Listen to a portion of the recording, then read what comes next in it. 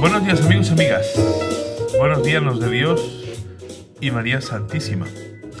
Hoy es viernes de la 24ª semana del tiempo ordinario. La palabra de Dios nos invita a considerar, por un lado, dos cosas en la primera lectura, en esa carta de San Pablo a Timoteo, y por otro lado, el Evangelio. En la primera lectura, el apóstol San Pablo le está diciendo muchas cosas a Timoteo de cómo tiene que ser alguien ejemplar dentro de la comunidad, puesto que tiene un cargo de responsabilidad. Es responsable dentro de su comunidad y tiene que ser pues alguien que dé ejemplo, lógico. Y Pablo le advierte de dos cosas. La primera, de que no se desvíe de la doctrina. La doctrina que no es simplemente, que también, la teología, sino también esa adecuación que debe haber entre las palabras de Jesús, entre el Evangelio de Jesús y la propia vida. Tan malo es una mala teología, herética, como una mala praxis. Las dos son consecuencia de no haber entendido a Jesús o haber querido hacer a un Jesús a nuestra imagen y semejanza. Y por otro lado le advierte de otra cosa que pues tampoco estamos exentos en la Iglesia y hay que tener cuidado, y es el servirnos de la religión para nuestras propias riquezas. Que habrá gente que busque el dinero y busque enriquecerse a costa de Cristo, de la Iglesia y de la comunidad cristiana, pero también hay otras riquezas que probablemente sean más civilinas y estén más bien enmascaradas, pero que en el fondo son la misma búsqueda de esa riqueza personal, porque hay gente que a lo mejor pues no le gusta tanto el dinero, pero sí le gusta que pongan su correspondiente plaquita de mármol en la entrada de la iglesia y que se vea que aquello pues se hizo estando uno. Y esas cosas son también muy golosas y hay que tener lógicamente mucho cuidado. Y San Pablo le dice a Timoteo que de eso tampoco. Si de la mala doctrina hay que huir como de la peste, de el ser avariciosos también. Y San Pablo es claro, a nosotros nos basta con algo para comer, algún sitio para vivir, lo justito, y tiramos para adelante porque lo nuestro es mucho más importante que todas las riquezas del mundo, porque el mismo San Pablo se encarga de decirlo.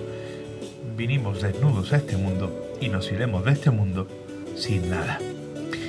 Por otro lado, el Evangelio, donde es un Evangelio corto que puede parecer que no nos dice nada, porque lo único que nos dice es que Jesús iba de ciudad en ciudad y de pueblo en pueblo predicando la buena noticia, y el evangelista narra la gente que iba con él, los 12, algunas mujeres, su madre, algunas mujeres más, que le ayudaban con sus bienes y poco más. Y esto me hace recordar a tantas mujeres que a lo largo de la historia de la Iglesia y de la historia de nuestra propia vida nos han ayudado. Lógicamente hoy es un día para que hagamos memoria de una realidad importante en la Iglesia, que es la mujer.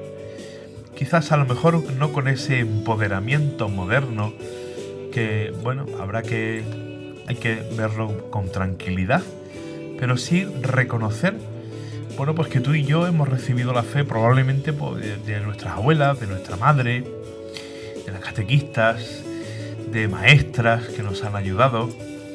A mí personalmente me viene un recuerdo muy especial y muy bonito de una profesora que tuve en primero y en segundo de EGB, que era una profesora magnífica, una profesora que creo que he visto pocas como ella, por no decir ninguna.